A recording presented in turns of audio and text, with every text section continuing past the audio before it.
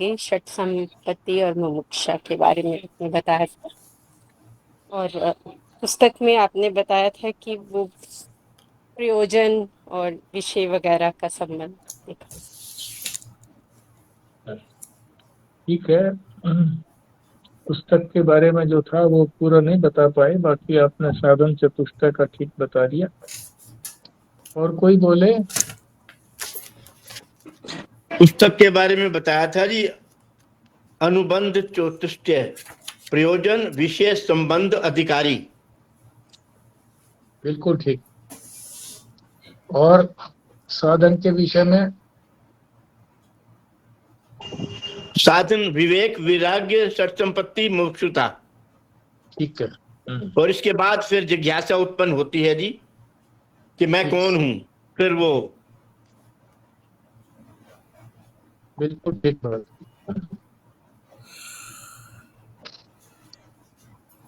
अनुबंध चतुष्टय के बारे में एक बार फिर समझ लो। चतुष्टय का मतलब ही चार होता है, चाहे वो साधन चतुष्टय के साधन के साथ लगा दो चतुष्टय, और चाहे अनुबंध के साथ लगा दो। यानी पुस्तक को अनुबंध का मतलब बांटा गया है या बांधा गया है इन चार शब्दों में। कौन कौन से हैं? प्रयोजन, इस पुस्तक का ज्ञान करने से क्या फल होगा। एक तो ये हो गया, प्रयोजन कहो या फल कहो एक ही बात है। फिर उस फल को बताने का मसाला शब्दावली इस ग्रंथ में या इस पुस्तक में है या नहीं है, ये भी होना चाहिए। तीसरा है संबंध, कि वो जो विषय है क्या वास्तव में वो उस प्रयोजन की पूर्ति करा पाएगा, आपस में संबंध क्या है।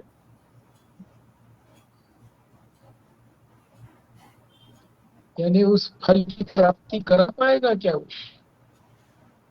इसको कहते हैं संबंध। और चौथा है अधिकारी। तो पहले जितने भी महापुरुष थे या उनकी अब भी पुस्तकें जो भी कुछ आती हैं, तो पुस्तक के प्रारंभ में ही वो अनुबंध चतुष्टय इन चार चीजों को बता देते हैं कि इस पुस्तक के पढ़ने से क्या प्रयोजन सिद्ध होगा।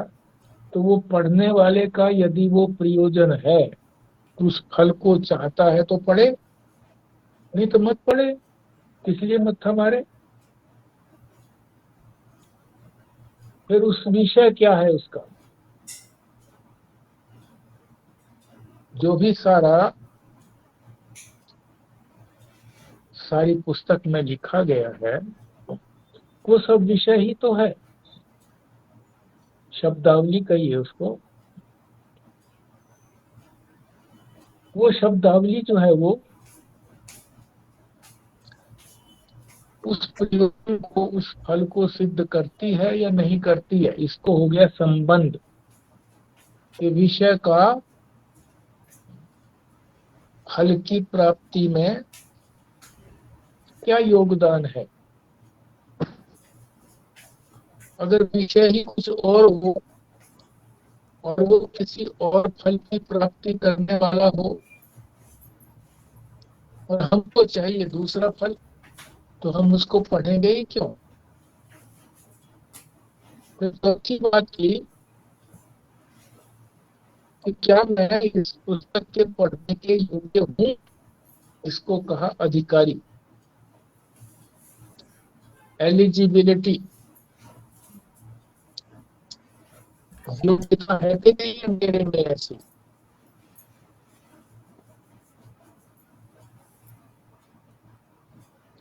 योग्यता यदि है, क्या है योग्यता का मापदंड ये बताया कि साधन चतुष्टय संपन्न होना चाहिए। नहीं है साधन चतुष्टय संपन्न तो इन चारों साधनों को करे। तो ये भूमि का स्वरूप है। इसलिए बताया क्योंकि आज का जो विषय है वो अधिकारी का है। तो इस विद्या का, ब्रह्म विद्या का अधिकारी कौन है? तो 435 पृष्ठ से हम प्रारंभ कर रहे हैं। ये अंतिम अध्याय है। उसके बाद तो फिर उपसंहार है, यानी उसका संक्षेप में बताया जाए सारा उपनिषद में क्या कहा गया है। अधिकारी, इस ब्रह्म विद्या को प्राप्त करने का कौन अधिकारी है? जिसकी योग्यता नहीं है वो अगर इसमें लगा रहेगा तो वो इस विद्या को प्राप्त नहीं कर पाएगा।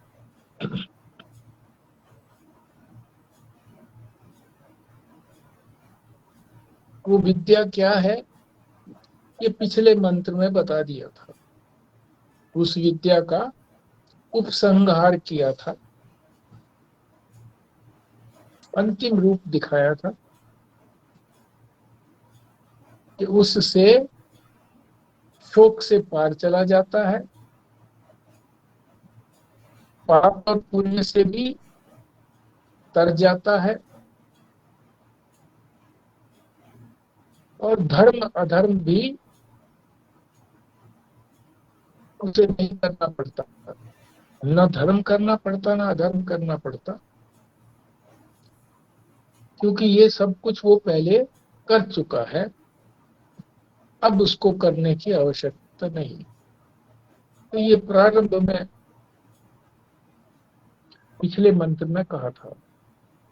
और जब इस उपनिषद का प्रारंभ हुआ था तो एक प्रश्न उठाया था कि कौन सी वस्तु है जिसके विज्ञान से, यानी जिसके अनुभव करने से सबका अनुभव हो जाता है। एक को जान लो तो सबको जाना गया, सब जान लिए गए। बड़ी विलक्षण बात है। किसी को भी ये लगता है कि ये कैसे संभव है। ऋषि ने अपने पुत्र को शिक्षा प्राप्त करने के लिए किसी गुरु के आश्रम में भेजा। 12 वर्ष वो वहां पर पढ़ा, प्रकांड पंडित हो गया। घर आया तो ऋषि को प्रणाम भी नहीं किया, पिता को। लठ की तरह से खड़ा रहा।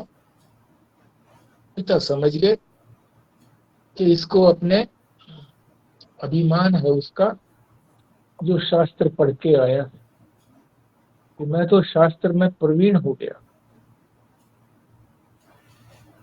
तो ऋषि ने इस विषय में कुछ नहीं कहा, बल्कि एक प्रश्न पूछा जो इनडायरेक्ट प्रश्न था, मगर उस प्रश्न से उसका सारा अभिमान बेटे का खत्म हो गया। क्या प्रश्न था? क्या तुमने ऐसी वस्तु का ज्ञान किया है जिसके ज्ञान से सभी वस्तुओं का ज्ञान हो जाता है?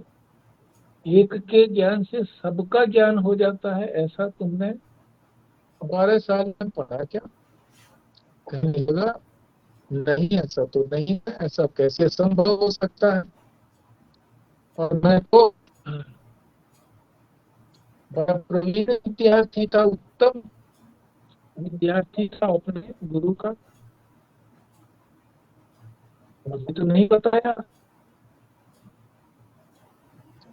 और फिर इस डर से कि पिता फिर मत भेज दे मुझे 12 साल के लिए, कि जाओ उसका पता लगाओ। तो उसने ये कहा कि मेरे गुरु भी नहीं जानते होंगे, इसलिए मुझे नहीं बताया, मैं तो उनका प्रिय शिष्य था, ताकि वहां न भेजे। और फिर कहा कि आप ही बताइए मुझे। तब उसने समर्पण किया अपने पिता को, जो ऋषि थे, और उन्होंने ये ज्ञान दिया। तो ये प्रश्न जो था ये पहले ही इस मुंडक उपनिषद में आया है, और वो इसकी आत्मा है। ये प्रश्न इस उपनिषद की आत्मा है। तो किसको जानने से सब कुछ जाना जाता है?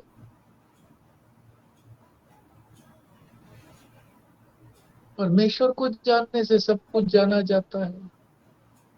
कैसे जाना जाता है? परमेश्वर ने ही सारा संसार बनाया।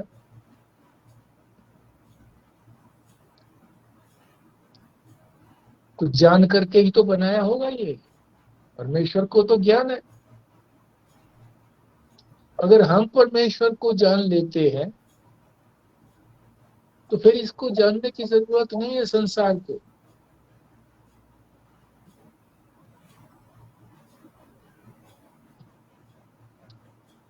संक्षेप में यहाँ बताया गया है कि कैसे जाना जाता है।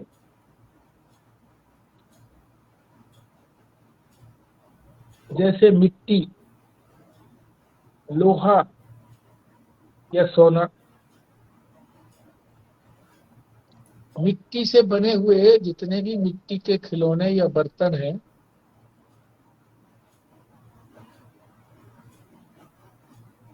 यदि मिट्टी को जान लिया तो सारे खिलौने उसी मिट्टी के बने हुए हैं, बर्तन उसी के मिट्टी के बने हुए हैं। इसी प्रकार से लोहे को यदि जान लिया तो लोहे से बनाए जितने भी यंत्र हैं सब जान लिए जाते हैं कि सब लोहा ही तो है। मुख्य धातु तो उसमें लोह ही है। इसी तरह से स्वर्ण की बात है। स्वर्ण की जिसको पहचान हो गई, जितने भी गहने हैं, आभूषण हैं, वो सब सोने के ही तो बने हुए हैं। तो सोने को जान लिया तो फिर सारे ही आभूषणों का ज्ञान हो गया। इसी प्रकार से ये सारा संसार जो है वो परमात्मा ने बनाया, और किस मटेरियल का बनाया? स्वयं बने, अपना ही मटेरियल उसमें लगाया, बाहर से कोई मटेरियल नहीं लगा, वही बना। और बनाया किसने? उसी ने बनाया। इसको वेदांत की भाषा में क्या बोलते हैं? अभिन्न निमित्तोपादान कारण। कारण माने जिससे जो चीज उत्पन्न हुई और उसी में लीन होती है। अभिन्न, अभिन्न का मतलब अलग नहीं है। उपादान और निमित्त, उपादान कहते हैं मटेरियल को,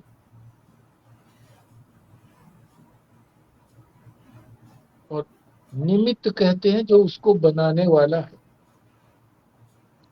जैसे रोटी बनाते हैं तो उसमें उपादान क्या है? मटेरियल क्या है? आटा। और बनाने वाला कौन है? माता या रसोईया।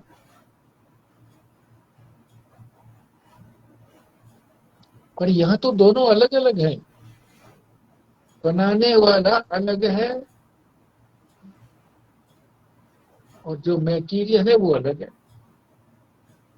संसार में।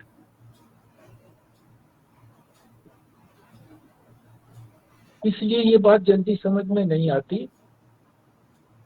कि परमात्मा ही कैसे बन गया। उसी ने बनाया, वही बन गया खुद। तो आपको पता ही होगा कि मकड़ी अपने मुंह से ही लार निकालती है,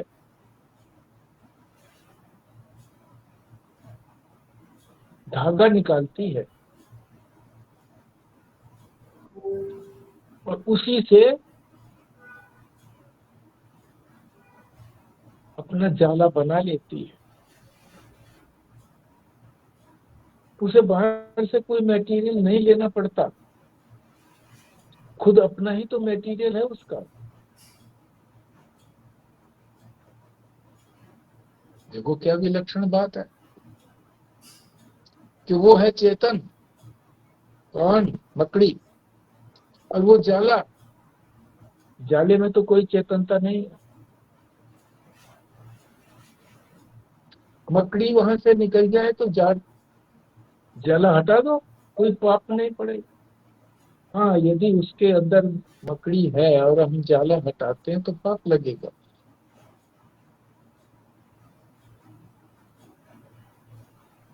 चेतन से जड़ की उत्पत्ति कैसे होगी? एक और उदाहरण समझ लो। हम चेतन है, हमारा शरीर चेतन है, चेतन का प्रतिबिंब पड़ा तो हमारे शरीर सारा चेतन हो गया। इसमें से हमारे बाल निकलते हैं, नाई के पास जाते हैं हम कटिंग कराने तो बाल काटता है, कोई दर्द नहीं होता। चेतन में से जड़ निकल, चेतन में तो दुख होता है, तो चेतनता होती है,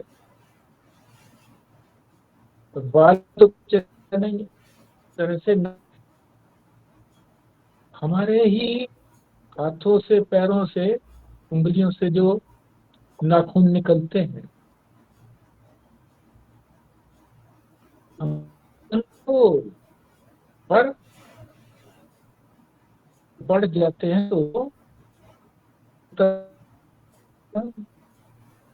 इसी तरह से ये संसार भी है तो जड़, परमात्मा है, तो चेतन से जड़ बना, कैसे बना? ये उदाहरण से समझ में आ ही गया।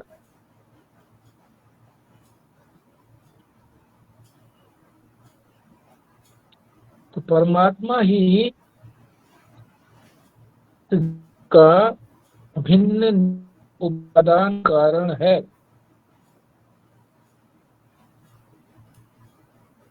एक ही है, उपादान भी और निमित्त भी, बनाने वाला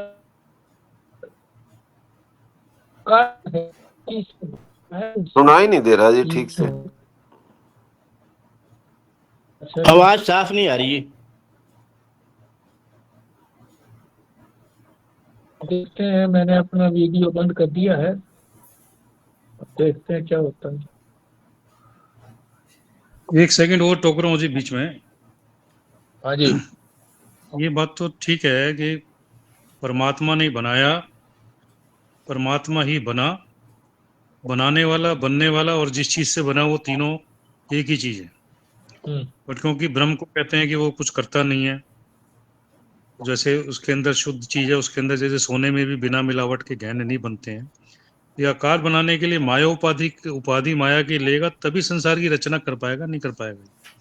तो अगर हाँ, जगत ये बना परमात्मा से ही बना जगत, तो बिना माया के कैसे बना? बिना माया के तो नहीं बना। हाँ, ये ईश्वर की ही बात हो रही है कि ईश्वर ही सारे जगत को बनाता है, बनता है स्वयं। ईश्वर की बात है, ब्रह्म की बात नहीं है ये।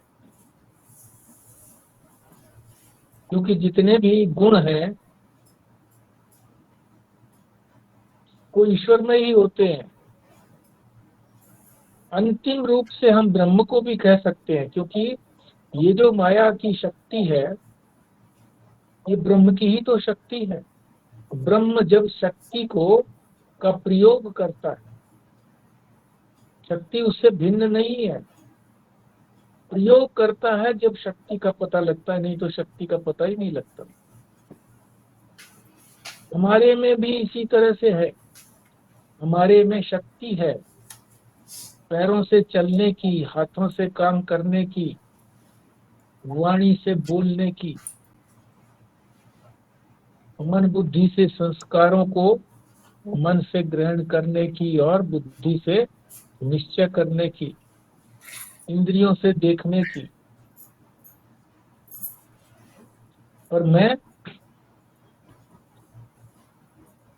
शांत लेटा हुआ हूं, कोई पैर मेरे हिल नहीं रहे, हाथ नहीं हिल रहे हैं,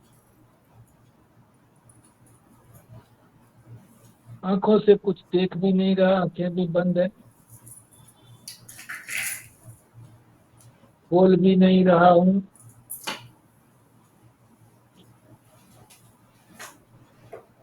और मैं जब चाहूं जब बोल भी पड़ूं, जब चाहूं जब देखने भी लगूं वस्तुओं को, जब चाहूं जब हाथ पैर हिला भी लूं चलने के लिए, तो वो शक्ति मेरे से भिन्न नहीं है, मैं ही उसका मालिक हूं। इसी तरह से इन यंत्रों को, यंत्र तो जड़, इसको जो शक्ति मिलती है वो इसके मालिक से ही तो मिलती है, हमारे से ही तो मिलती है, हमारे जो यंत्र हैं।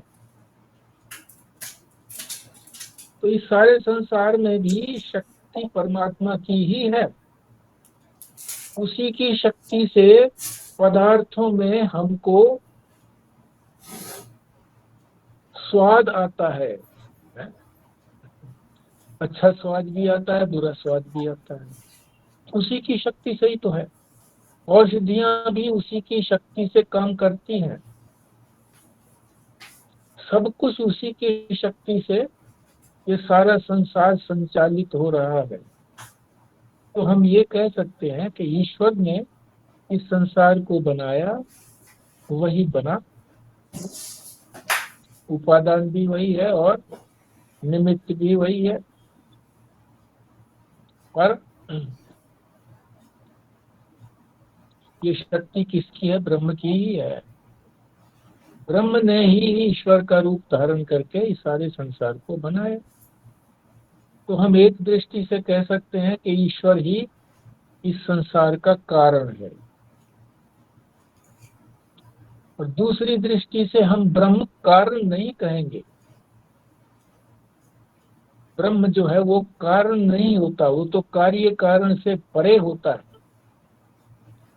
ईश्वर तो ने चीज बनाई, जो चीज बनाई वो हो गई और कार्य, जो चीज बनी कार्य बोलते हैं उसको, और वो हो गया कारण, अपने आप को ही बनाया, वो तो है कार्य कारण दोनों। मगर ब्रह्म से कोई कार्य नहीं है, ब्रह्म का कार्य नहीं है माया।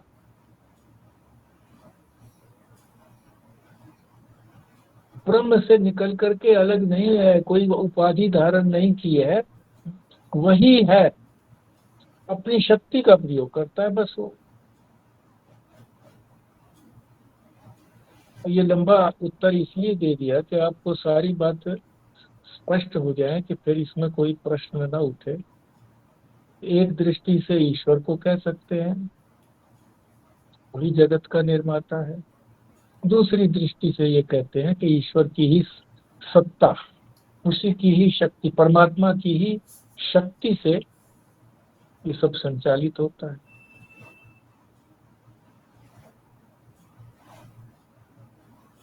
आगे कहते हैं कि उसको जान लेने से, ईश्वर को या ब्रह्म को, उसको जान लेने से अहम इदम और उससे भिन्न, अहम माने मैं, इदम माने ये है,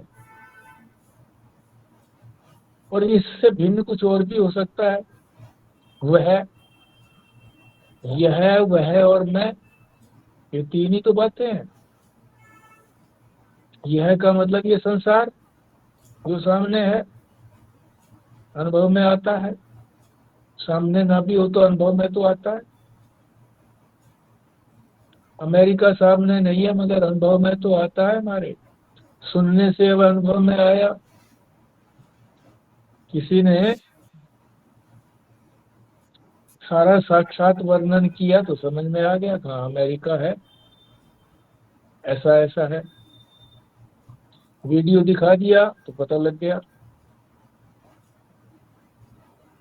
विशेष विशेष स्थलों का वीडियो दिखा दिया तो पता लग गया यही ये चीजें उसमें है।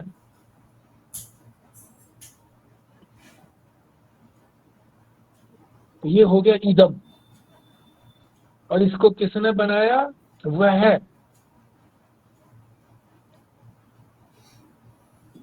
जो परे है,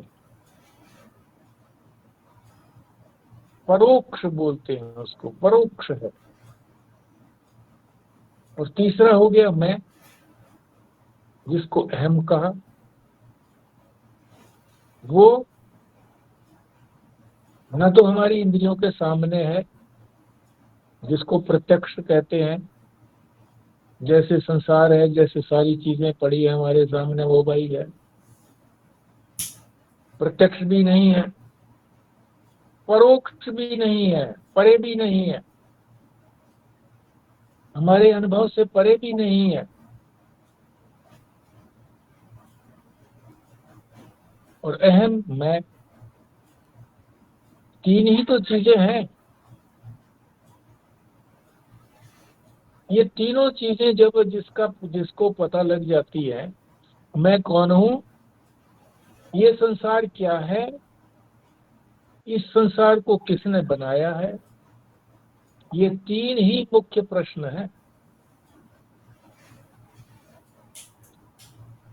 तीनों का जब पता लग गया तो कुछ बचेगा क्या?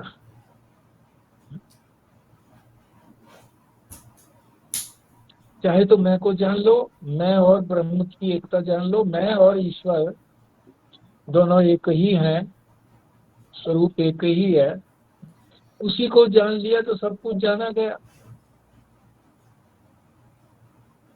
संसार भी जाना गया।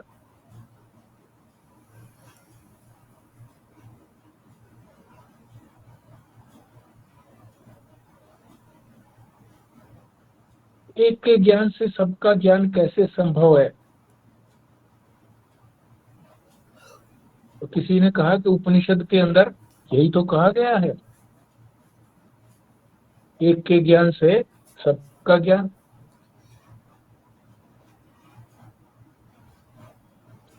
तो किसी ने प्रश्न उठाया कि क्या कोई श्लोक या मंत्र, श्लोक कोई प्रमाण हो सकता है क्या? श्लोक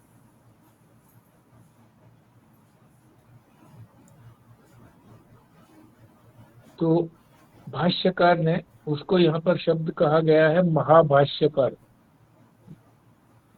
महान भाष्यकार है। ऐसा कोई भाष्यकार, भाष्य करने वाला, विषय को स्पष्ट करने वाला,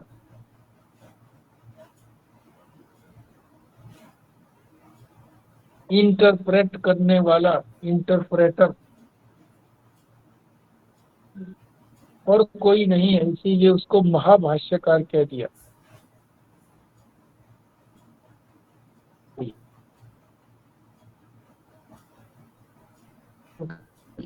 भाष्य बोलते हैं ये उन्होंने क्या कहा?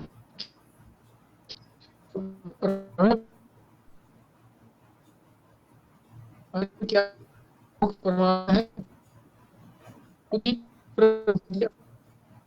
क्या प्रमाण है? तो क्या प्रमाण बन गया? आवाज ठीक नहीं आ रही, आवाज ठीक नहीं आ रही, समझ नहीं आ रहा। बाकी लोग बोले हाँ जी, आवाज ठीक नहीं आ रही है। आवाज ठीक नहीं है जी। अच्छा जी, आप अपनी अब ये रेडियो बंद हो, डायरेक्शन चेंज कर लो अपनी, कोई हो सकता है किसी पर्टिकुलर। डायरेक्शन तो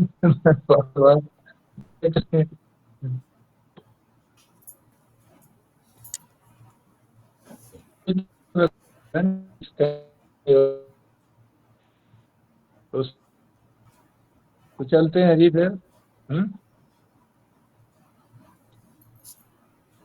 तो कह रहे हैं कि श्लोक कोई प्रमाण नहीं होता। प्रमाण फिर क्या होता है?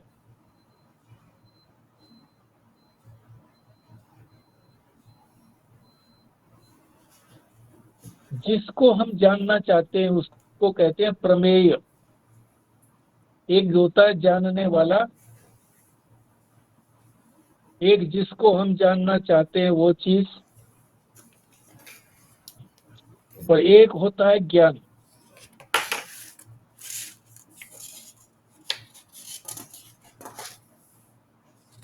तो प्रमेय का जो अनुभव कराए, जो हम जानना चाहते हैं उसका जो ज्ञान करा दे हमको,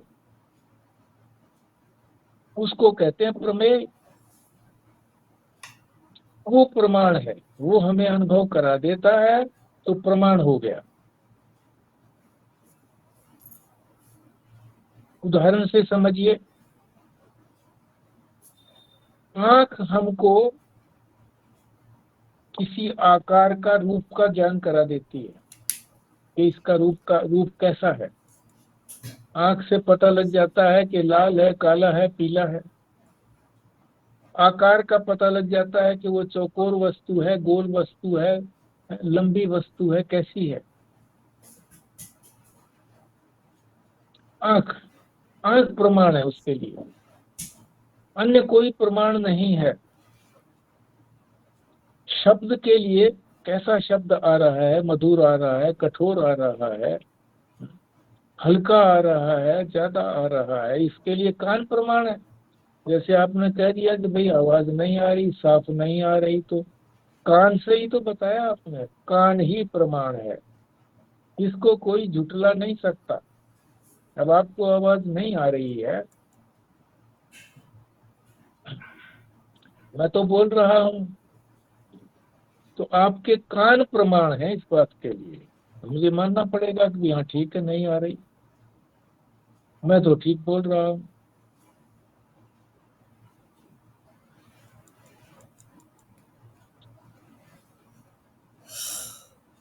रूप के बारे में बता दिया, शब्द के बारे में, इसी तरह से सारी इंद्रियां हमारी प्रमाण है। और भी बताते हैं कि स्वप्न के अंदर और सुषुप्ति के अंदर, गहरी नींद के अंदर कौन प्रमाण है? मैं ही तो प्रमाण हूं, साक्षी। इसको साक्षी भी बोलते हैं। मैं साक्षी प्रमाण हूं। स्वप्न आया तो मैंने कहा ऐसा ऐसा स्वप्न आया मेरे को,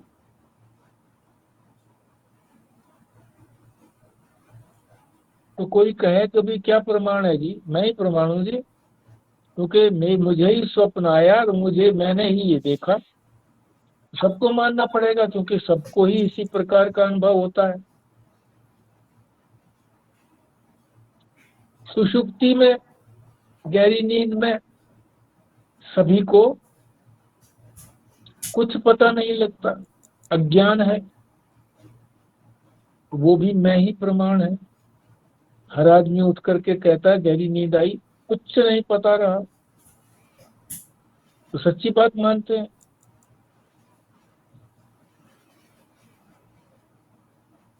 तो इसमें मैं ही प्रमाण रहा। ये उदाहरण दे करके फिर बता रहे हैं कि इसी प्रकार से अब अगले प्रश्न पर चलते हैं, 436 पे। परमार्थ के अंदर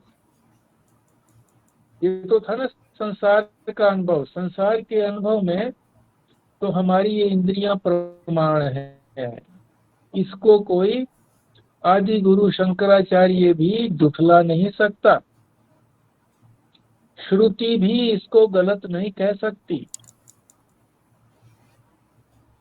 हमें आग से गर्मी महसूस होती है, आग रखी हो, हम उसके पास बैठे तो गर्मी महसूस होगी। ये हमारी स्पर्श इंद्रिय अनुभव करती है। तो श्रुति ने भी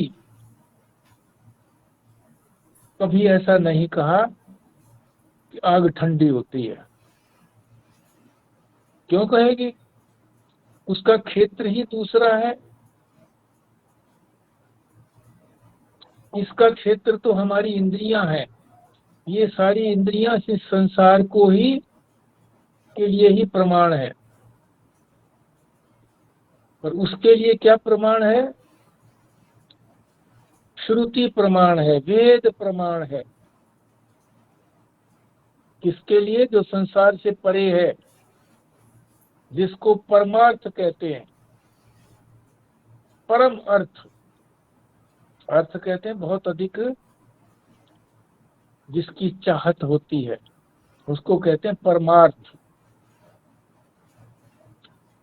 सुख की चाह सबको होती है। तो ये जो परमार्थ है, परम अर्थ, यानी उससे अधिक कोई और फिर आनंद की प्राप्ति कहीं हो नहीं सकती। परमात्मा को जान करके जो आनंद की प्राप्ति होती है, अपने स्वरूप को जान करके जो आनंद की प्राप्ति होती है, जीव और ब्रह्म की एकता, ये श्रुति ही प्रमाण है किस बात की? कि जीव और ब्रह्म दो नहीं है। यानी मैं ही ब्रह्म हूं, ये श्रुति बताती है और कोई नहीं बताता। और सिर्फ बताती बताती नहीं, ये अनुभव भी होता है। श्रुति ने उपाय भी बताए हैं कि ऐसा ऐसा करो, श्रवण मनन निध्यासन करो, पहले अपने अंदर योग्यता उत्पन्न करो, साधन चतुष्टय, विवेक, वैराग्य, षट संपत्ति और मुमुक्षा। जब तीव्र मुमुक्षा हो जाती है, इस संसार से छूटने की जब प्रबल कामना हो जाती है, तो संसार छूट जाता है। फिर आगे क्या करना है? जिज्ञासा होती है, जानने की इच्छा। संसार को तो जान लिया, बहुत जाना, दुखों की निवृत्ति नहीं हुई, परमानंद की प्राप्ति भी नहीं हुई। अब किसको जानना है? श्रुति कहती है, शास्त्र कहता है, वेद कहता है कि परमात्मा को जानो तो दुखों की आत्यंतिक निवृत्ति हो जाएगी, परमानंद की प्राप्ति हो जाएगी। तो श्रुति प्रमाण है, वेद प्रमाण है। वो क्या बताती है? कि ब्रह्म और आत्मा एक है, आत्मा ही ब्रह्म है, ऐसे बोलो, चाहे, या ब्रह्मात्मैक्य बोध, ऐसे बोलो। अब ये प्रश्न उठाया कि भाई अगर ब्रह्म ज्ञान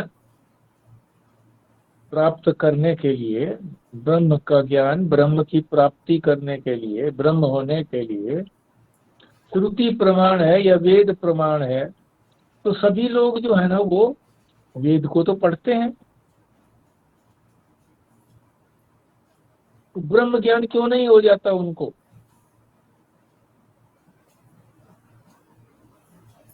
बहुत लोग पढ़ते हैं वेद को। तो उपनिषद ने ही उत्तर दिया इसका, और कौन उत्तर देगा उपनिषद के अतिरिक्त? उपनिषद पर ही प्रश्न उठा है कि विद्या दो प्रकार की होती है, एक पराविद्या और एक अपराविद्या। पराविद्या का अर्थ है जो परम है, परे है, इस संसार से परे की विद्या, पर। और अपर किसको कहते हैं? जो इस संसार का ज्ञान देने वाली विद्या है।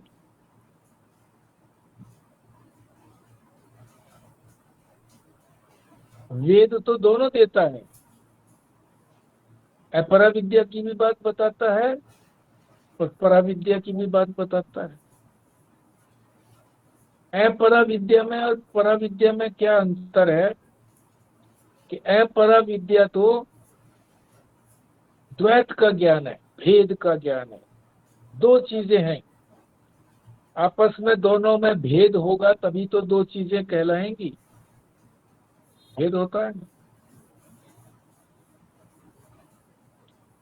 और पराविद्या में कोई भेद नहीं है, अभेद का ज्ञान एक ही है बस। एक भी मत बोलिए, अद्वितीय बोलिए कि उसके अलावा दूसरा कोई है ही नहीं।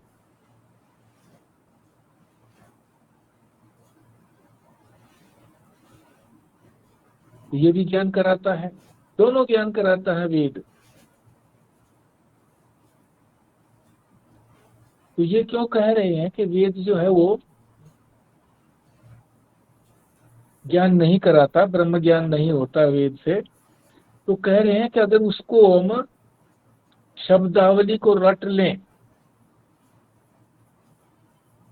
सामान्य अर्थ समझ लें किसी चीज का, सामान्य अर्थ जो आम लोग समझ जाते हैं।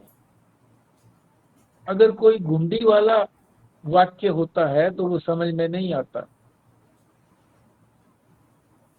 पहेली है, जल्दी सी समझ में नहीं आती, तो उसको समझने के लिए लक्षार्थ करना पड़ता है। ये किस ओर लक्षित करती है? सीधा साधा तो उसका अर्थ बनता नहीं है। श्रुति ने क्या कहा है?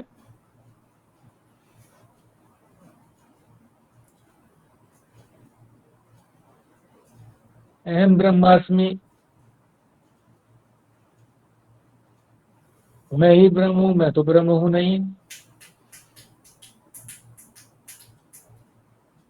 तो कैसे बात बनेगी? दो चीजें अलग अलग हैं। मैं तो बंधन में हूं, ब्रह्म में कोई बंधन नहीं है, वो तो अद्वैत तत्व है। ये महावाक्य है। दूसरा महावाक्य है तत्त्वमसि, तत् और त्वम। त्वम का अर्थ होता है तू, गुरु कह रहा है शिष्य को तू, और तत् का अर्थ होता है परमात्मा। तू परमात्मा ही है।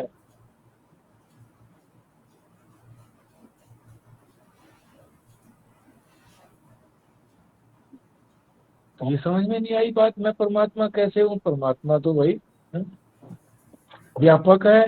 मैं तो इस शरीर में ही सीमित हूँ, 3.5 हाथ के शरीर में। तो लक्ष्य करना पड़ता है। ये दोनों की उपाधियों को हटा दो। उपाधियों से ही तो हम सब अलग अलग मालूम पड़ रहे हैं। ये शरीर रूपी उपाधि मेरी, और ये शरीर रूपी उपाधि दूसरे की। दोनों के शरीरों में अंतर है, कोई लंबा है, कोई ठिंगना है, कोई पतला है, कोई मोटा है, कोई गोरा है, कोई काला है। भेद है।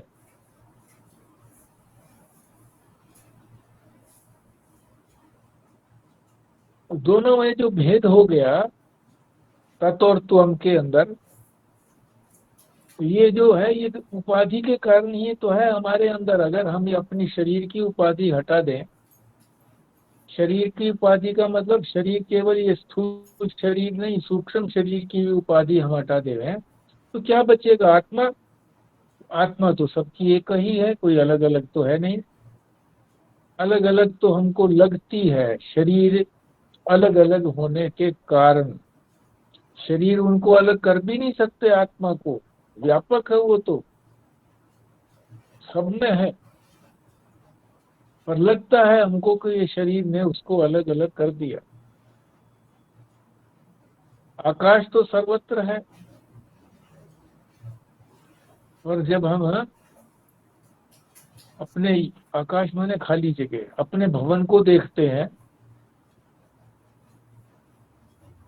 जिसको शास्त्र में मठ कहा है, इसके अंदर जो खाली जगह है उसको कहते हैं मठाकाश। ये भवन के निर्माण की वजह से, मठ के निर्माण की वजह से ये मठाकाश कहने लगा, कहा जाने लगा इसको। आकाश तो वही है। ये मठाकाश नहीं समझ आया। मठ माने मकान, खाली जगह हमारे मकान के अंदर है। पहले जो था, मान लीजिए सपाट पड़ा था, नहीं बना था, जमीन थी, हमने उसमें दीवारें खड़ी कर ली, लेंटर डाल दिया, तो क्या हमने उस आकाश को, खाली जगह को बांट दिया? हमने खाली जगह या आकाश तो बड़ा सूक्ष्म है। स्थूल चीज उस सूक्ष्म को काट नहीं सकती, पर हमें भ्रम हो जाता है कि ये मठ का आकाश अलग है और वो जो ऊपर दिख रहा है महाकाश वो अलग है। ये उससे हम इसको, हाँ जी, ये शरीर को भी मठ कहते हैं क्या? हाँ, इसको भी मठ कह सकते हैं। ये भी मठ है, इसी में रह रहे हैं हम, तो मठ है। तो इसका मठाकाश कहाँ है? इसका मठाकाश भी हमारे अंदर तो मठ है कि आकाश है कि नहीं है? खाली जगह है हमारे पेट में, जब तो भोजन जाता है। फेफड़े के अंदर खाली जगह है, तभी तो सांस जाता है। रक्त की जो नालियां हैं वो खाली जगह है, तभी तो रक्त उनमें घूमता है। खाली जगह ना हो, ठसा ठस भरा पड़ा हो, तो कैसे जाएगा?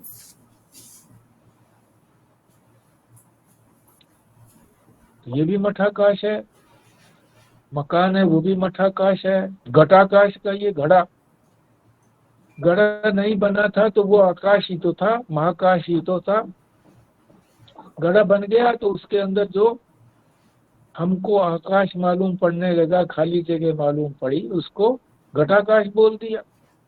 मगर वो भिन्न थोड़ा ही है, आकाश से भिन्न नहीं है।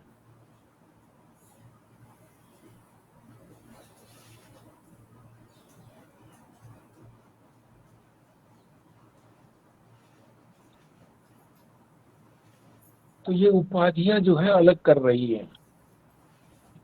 उपाधियों को हटा दो। त्वम की उपाधि यानी जीव की उपाधि क्या है? ये शरीर आदि उपाधि है, अहंकार पर्यंत, इसको हटा दो। ये अविद्या की वजह से है।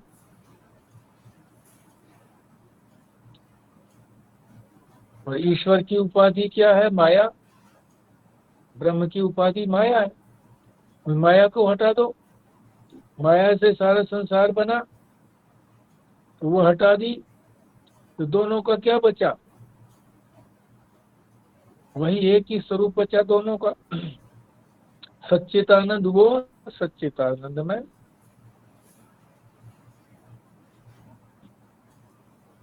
वाच्यार्थ से तो समझ में नहीं आया कि ब्रह्म और आत्मा एक कैसे हो सकते हैं, जीव और ईश्वर एक कैसे हो सकते हैं।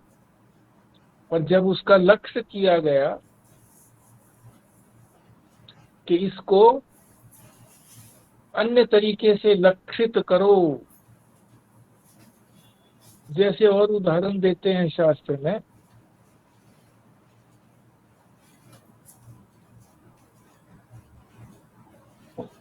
गंगा में घर है जी, जाकर के गंगा में देखते हैं तो घर तो कहीं दिखाई नहीं देता। सीधा साधा अर्थ तो यही हुआ है ना, किसी ने बता दिया मेरा गंगा में घर है, तो गंगा में जाकर के देखने लगे। इसको कहते हैं वाच्यार्थ। शब्दों का अर्थ ले लिया बस, शब्दों के अर्थ से बात नहीं बनी ना। घर मिलता ही नहीं है, गंगा के अंदर कैसे मिलेगा? तो इसका लक्ष्यार्थ देखना पड़ेगा। लक्ष्य क्या है? कि गंगा के किनारे, गंगा के किनारे घर है, ये लक्ष्य करना पड़ेगा। एक चीज को हटाना पड़ेगा, एक चीज जोड़नी पड़ेगी। गंगा को हटाया और गंगा के किनारे को जोड़ा, ये लक्ष्यार्थ बोलते हैं इसको।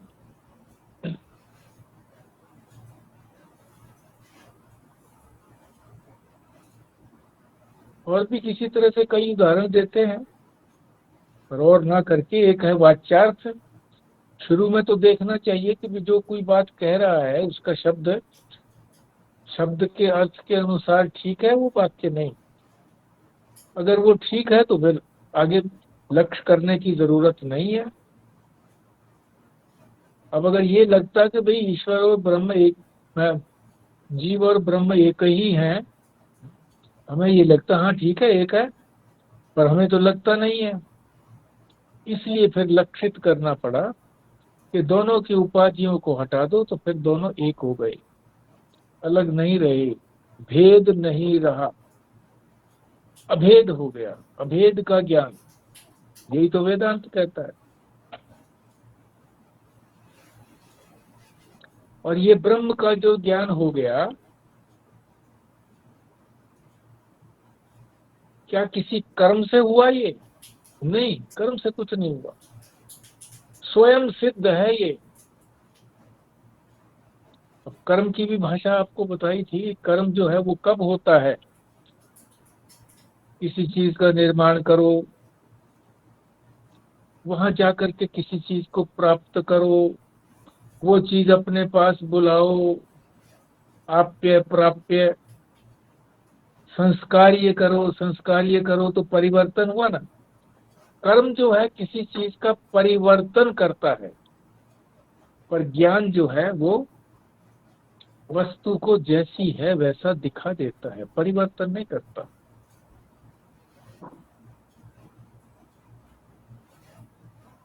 ये तो पहले से ही सिद्ध है, अब इसको हमने जाना नहीं है, अज्ञान की निवृत्ति करनी है।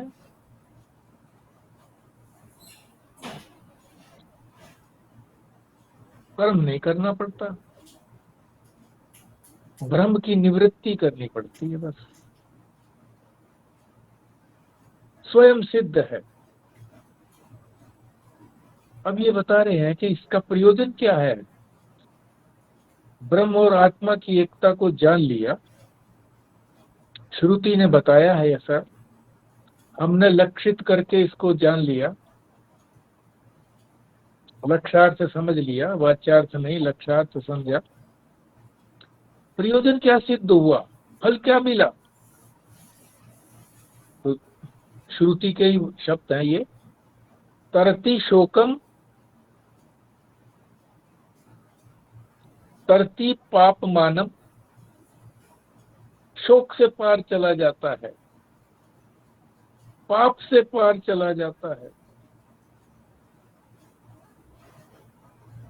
पाप के साथ पुण्य भी लगाओ,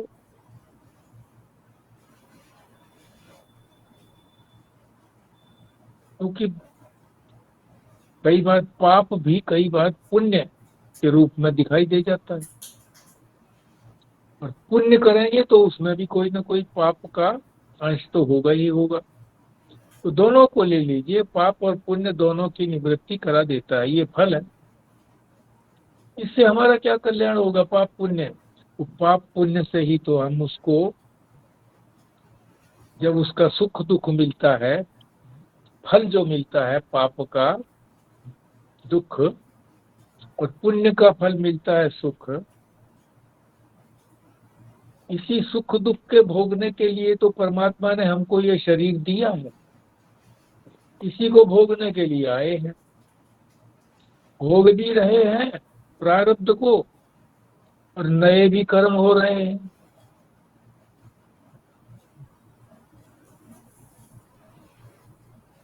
फल भी मिल रहा है, जो कर्म कर रहे हैं उससे फल भी हमको मिल रहा है। तो फिर संस्कार बन गए, फिर वासना बन गई, फिर शरीर धारण करना पड़ेगा। तो इसी चक्र में चलते रहेंगे। इसीलिए पाप और पुण्य दोनों से पार हो जाता है, सुख और दुख दोनों से पार हो जाता है। सुख भी कह दिया, सुख इसलिए कहा कि वो वास्तव में है तो दुख ही, और वो राहत को सुख कह देते हैं, राहत हो गई बस। किसी को बेल मिल गई, सजा हो गई थी, अब उसको कुछ दिन के लिए बेल मिल गई कि अब वो बाहर घूम सकता है, कुछ राहत मिली ना, मुकदमा तो यूं का यूं पड़ा रहा। तो तरती शोकम तरती पाप मानम, शोक से यानी दुख से भी परे चला जाता है, और शोक और पाप और पुण्य से भी परे चला जाता है। दूसरी श्रुति है ब्रह्मविद ब्रह्मैव भवति, जो ब्रह्म को जान लेता है वो ब्रह्म ही हो जाता है, अलग नहीं रहता उससे, ब्रह्म से।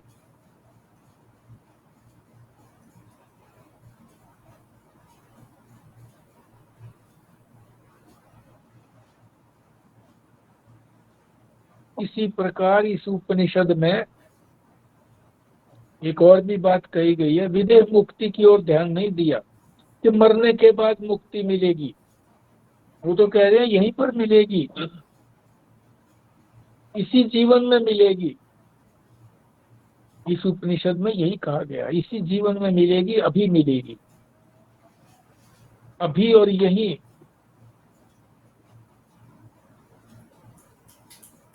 यहाँ पर हम विश्राम ले लेते हैं, समय हो गया है। कुछ बोलना चाहें तो बोलिए।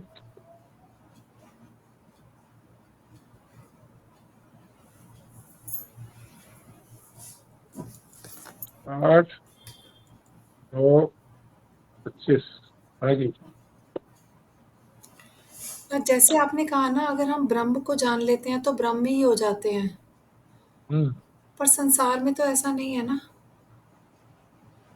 कि अगर हम मोबाइल को जानते हैं तो मोबाइल हो गए या समथिंग लाइक दिस।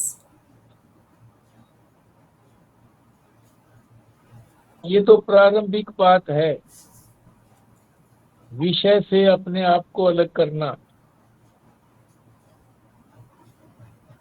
अभी वहां अपने स्वरूप को तो नहीं जाना ना, कि जो अलग होने वाला है, संसार को जानने वाला है, वो ब्रह्म हो जाता है, वो जानने वाला नहीं रहता। फिर जानने वाला कहेंगे तो दो हो गए, एक जानने वाला, एक जानी गई वस्तु। वो तो ब्रह्म ही हो जाता है, न जानने वाला बचता, न जानी गई वस्तु बचती।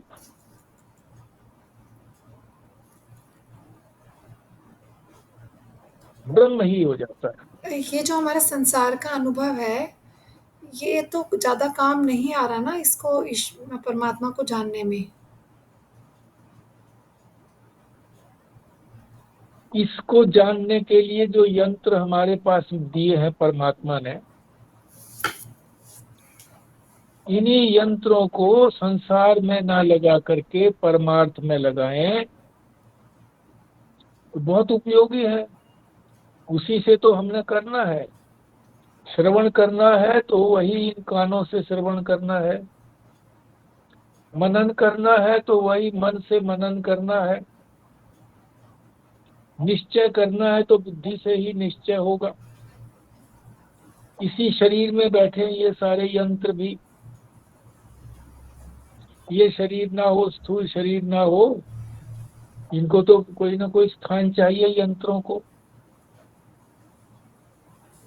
तो स्थान नहीं होगा तो ये कहाँ रहेंगे। तो सभी उपयोगी हैं। तो ये जो है सारे उपयोगी भी हैं, जिसको कहते हैं साधक हैं। ये हमारी सहायता करने के लिए साधक हैं, साधना में सहायक है, उसको कहते हैं साधक। और बाधक भी हैं। अगर इन्हीं का प्रयोग परमात्मा में किया हमने, या इन्हीं को सुधारने में लगे रहे, मोटर गाड़ी हमारे पास है, मोटर गाड़ी को ही हम रोज जो है ना सफाई करें, उसकी झाड़ें पोछें, तेल डालें जहाँ भी जरूरत है, उपयोग करें नहीं, तो बाधक है ना ये। उपयोग करेंगे तो जहाँ जाना है वहाँ जाएंगे, तो साधन भी हो गया हमारे लिए, साधन भी हो गया जिसको साधक कहते हैं, और बाधक भी हो गया कि अगर हम इसका प्रयोग जो है ना केवल इसकी सफाई में लगाएं या संसार के लिए ही लगाएं तो ये बाधक है हमारे। हाँ जी। तभी तो कहा है कि मुक्ति इसी जन्म में और अभी होगी।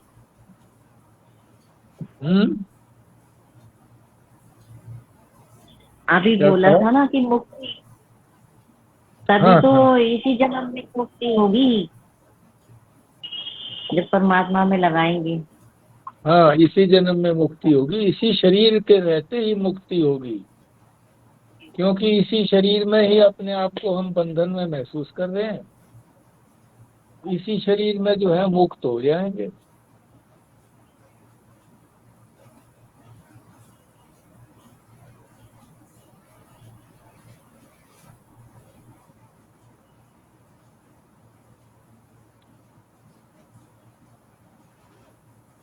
ठीक है जी बिमला जी, फिर करिए पूर्णाहुति।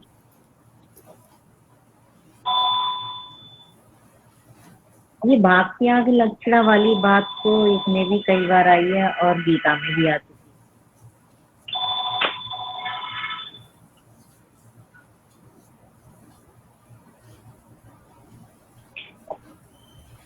ओम पूर्णमदः पूर्णमिदं पूर्णात् पूर्णमुदच्यते पूर्णस्य पूर्णमादाय पूर्णमेवावशिष्यते। ओम शांति शांति शांति। नारायण। नारायण। नारायण। नारायण। नारायण। नारायण।